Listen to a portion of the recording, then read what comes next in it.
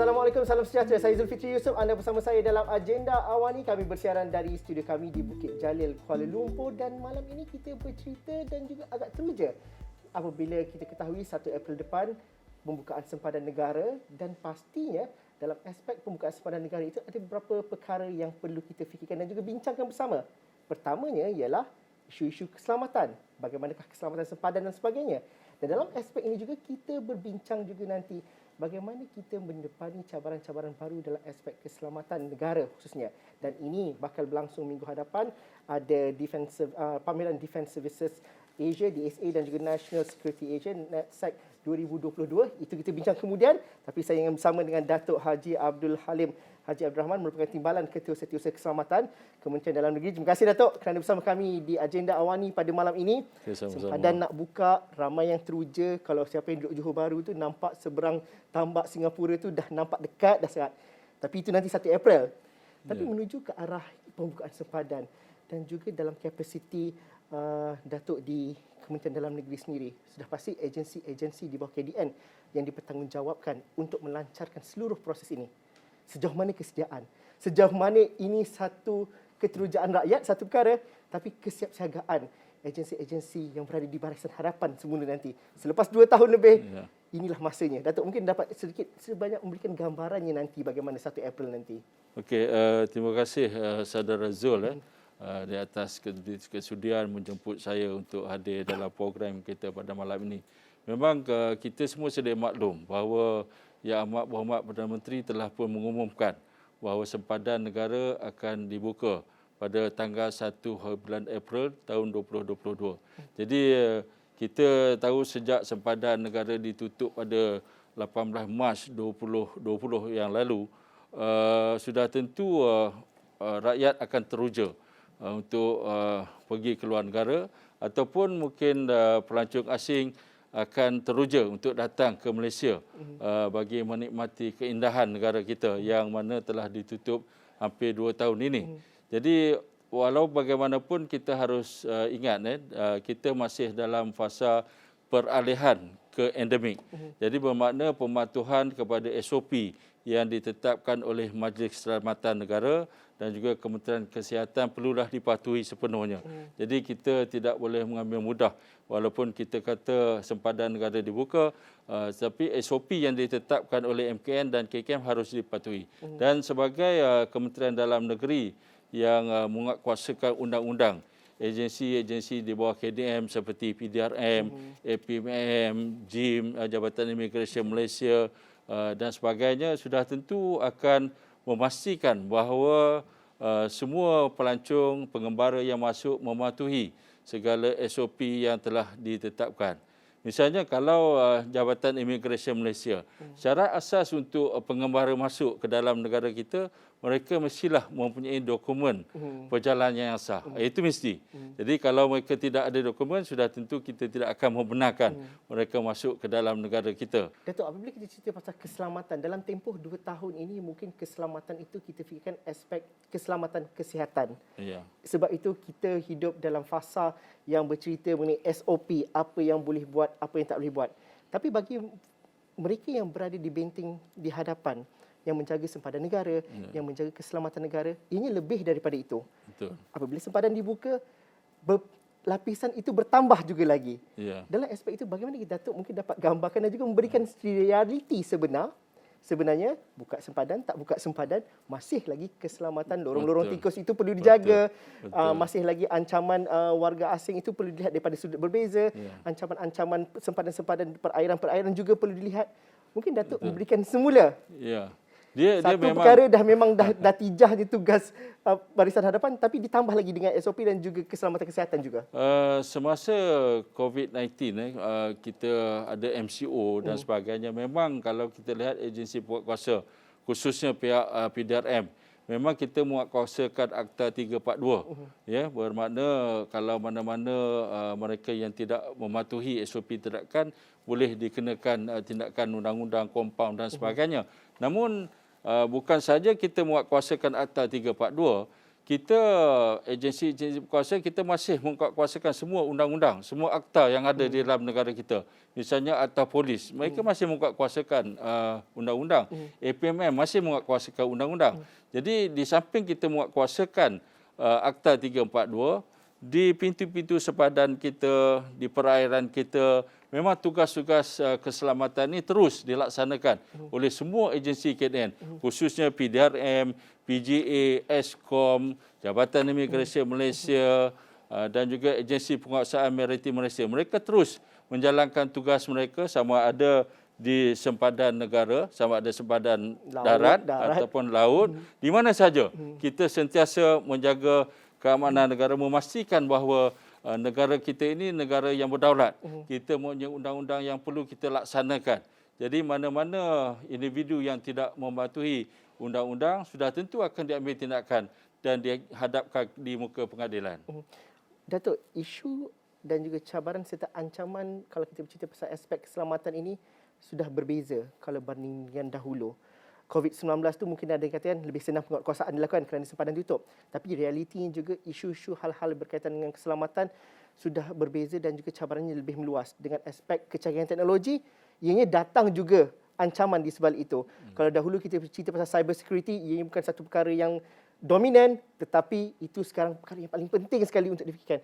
Mungkin Datuk boleh huraikan sikit sebanyak kalau kita dapat fahami apa ancaman dan juga isu-isu yang berkaitan dengan hal keselamatan yang perlu kita fahami dan sejauh mana kita berada di landasan yang betul untuk memikirkan dan juga menyelesaikan perkara-perkara seperti ini. Jadi bila kita bercakap soal keselamatan ini suatu perkara yang kita harus ingat bahawa isu cabaran dahulu dan sekarang ini agak berbeza. Selagi maju sebuah negara itu, maka sudah tentu ancamannya akan lebih besar. Kan? Jadi baik dari unsur kalau kita lihat dari segi isu keganasan misalnya, ekstremisme misalnya. Jadi kita harus mengambil tindakan untuk memastikan perkara ini dapat dibendung. Misalnya kalau di segi keselamatan sempadan. Sempadan, kita bercakap tentang sempadan, kita tahu negara kita Malaysia ini kita dikelilingi oleh laut misalnya. Sebagai contoh, kalau saya ambil contoh, kalau di Sabah, kita ada Eastern Sabah Security Command, ESCOM.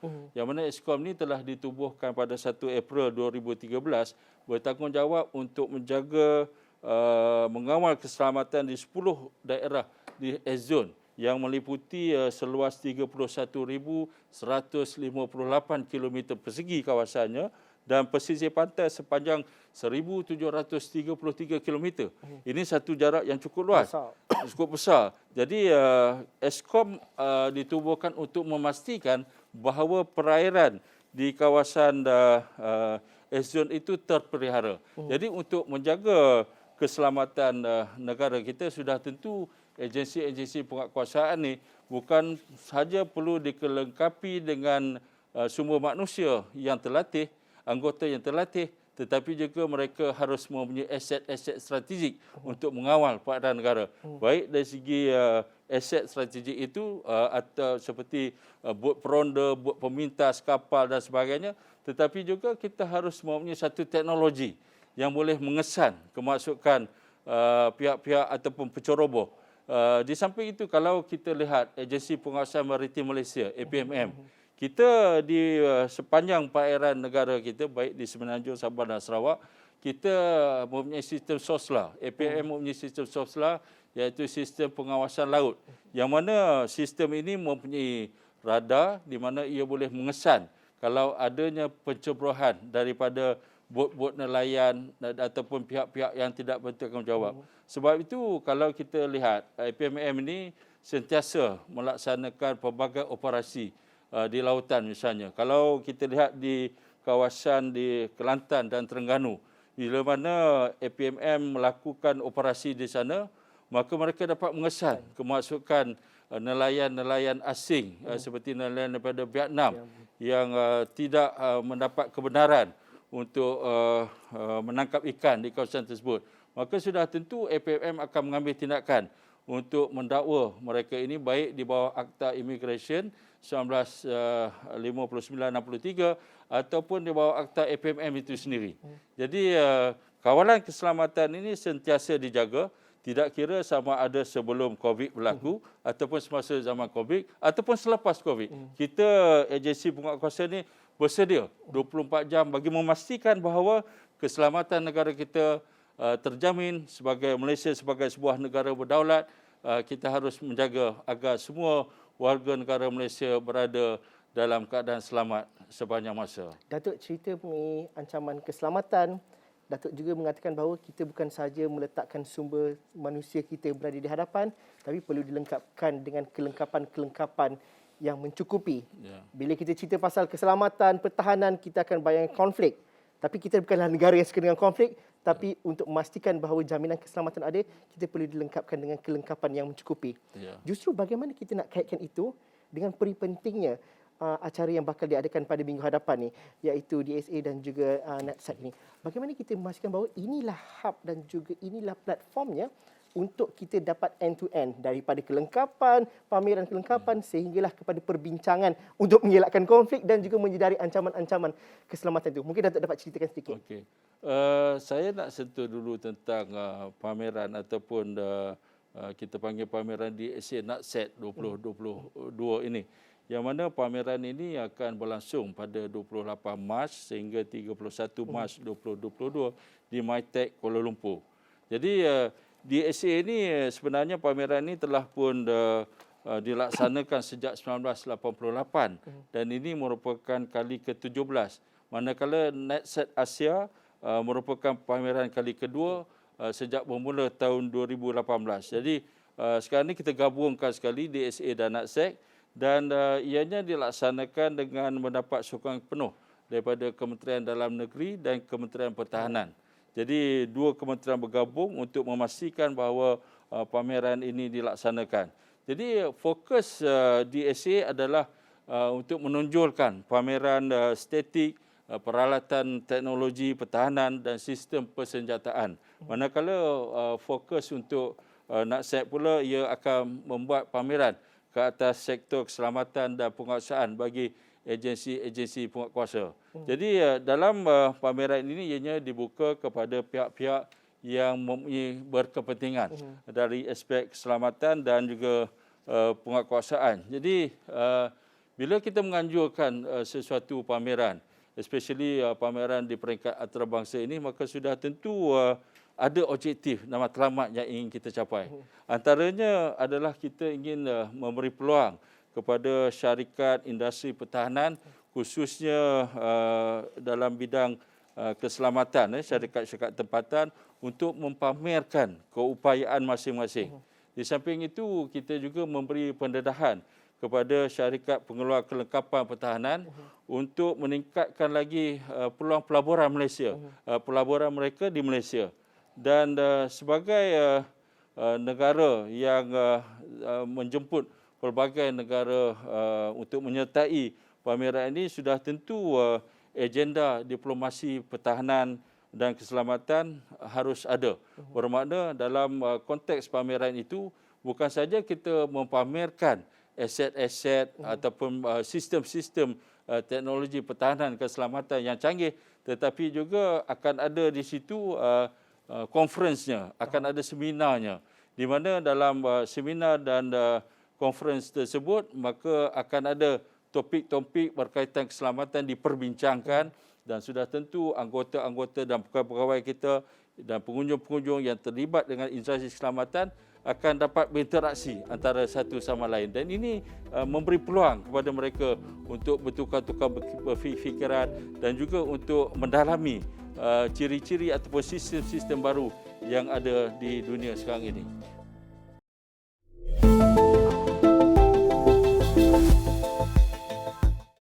Datuk, mungkin dapat dikongsikan pempamer yang terbesar dan juga mereka yang akan membawakan dan juga yang dapat bertukar-tukar teknologi dalam aspek pertahanan dan juga keselamatan ini.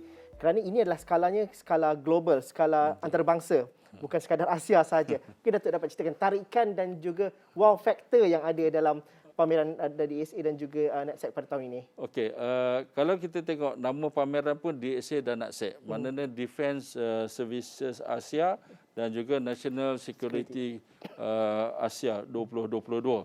Jadi dalam pameran kali ini ianya akan melibatkan 1,170 pempamer yang akan terlibat dan melibatkan 40 buah negara.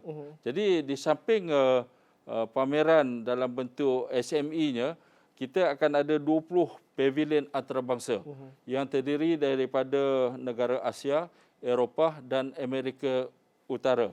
Jadi antara negara 20 pavilion ini mungkin saya boleh sebutkan di sini adalah Australia, Republik Czech, Norway, Portugal, Slovakia, Switzerland, Azerbaijan, China, Perancis, Jerman, India, Indonesia, Italy, Korea Selatan, Belanda, Pakistan, Turki, United Kingdom, Amerika Syarikat dan Malaysia sendiri. Menyeluruh. Jadi ini 20 pavilion yang ada. Dan kumpulan negara yang terbesar yang menyertai pameran ini adalah daripada Turki. Turki dan Azerbaijan merupakan negara terbaru yang turut serta menyertai pameran ini buat kali pertama. Dan kita menjangkakan seramai 25,000 orang pengunjung perdagangan daripada 40 negara akan mengunjungi pameran selama 4 hari ini dan lebih daripada 350 delegasi dari 40 buah negara telah pun mengesahkan penyertaan mereka dan sejumlah 380 pengamal media antarabangsa akan turut membuat liputan pameran ini. Jadi, dan ini pastinya tak mudah untuk kita lakukan dalam era pandemik ini. Betul. Kerana adakah ini ada kaitan juga dengan dilakukan secara sepenuhnya di MyTech ataupun ada hybrid juga ataupun bagaimana, Datuk? Ya, betul. Dalam konteks COVID sekarang ini, kalau dulu sebelum COVID memang kita buat semuanya secara fizikal. Ya. Tetapi suasana dah berubah. Dunia dah berubah hari ini. Kita bukan saja membuat pameran secara fizikal tetapi kita buat secara hybrid. Di mana dibuat pameran juga secara visual. Jadi bagi mereka yang mungkin tidak boleh datang ke pameran secara fizikal, mereka boleh mengikuti melawat secara virtual. Ini yang akan dilaksanakan dalam pameran tersebut pada tahun ini. Datuk, apabila kita cerita mengenai pameran aset pertahanan, aset keselamatan, kita akan memandang kepada secara persepsinya melihat kepada negara-negara kuasa besar.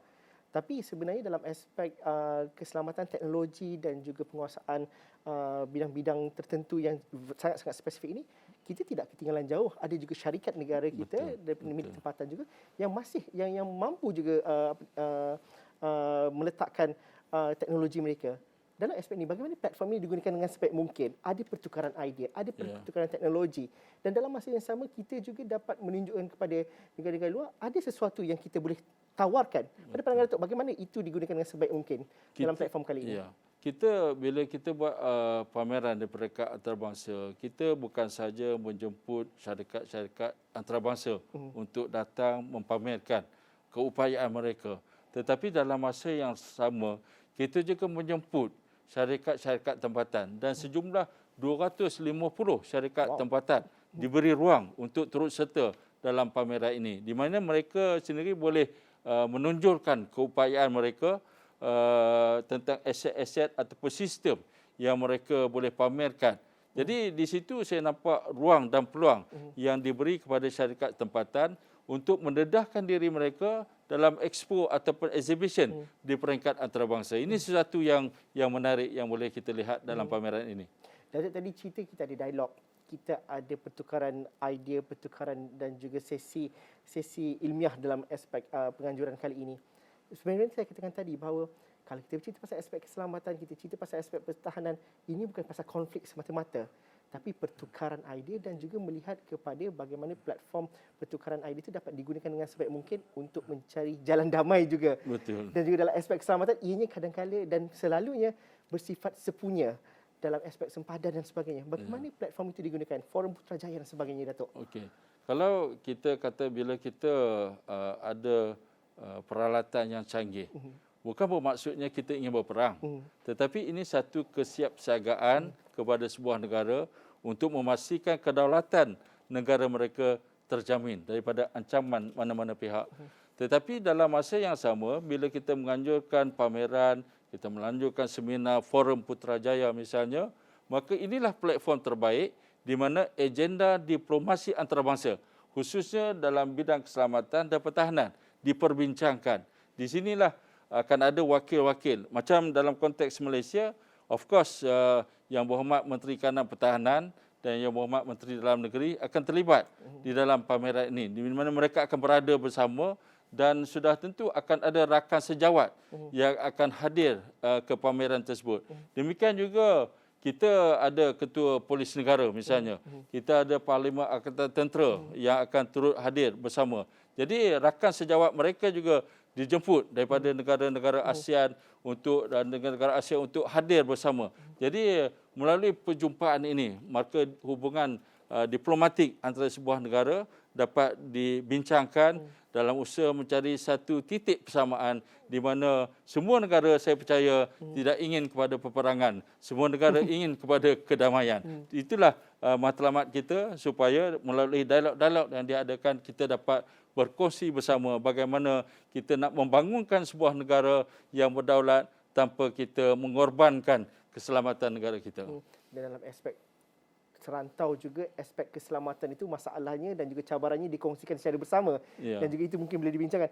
Tapi akhirnya apa impak secara terus daripada penganjuran ini kepada pembuatan dasar, kepada kita melihat kepada sasaran kita dan sebagainya, Datuk? Apa kesan secara langsung kita dapat lihat daripada penganjuran acara selama 4 hari ini?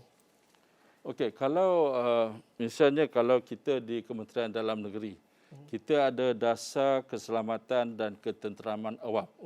Dasar ini kalau kita lihat kepada visi Kementerian Dalam Negeri sendiri adalah untuk menjadikan Malaysia kekal sebagai sebuah negara yang berdaulat dan selamat.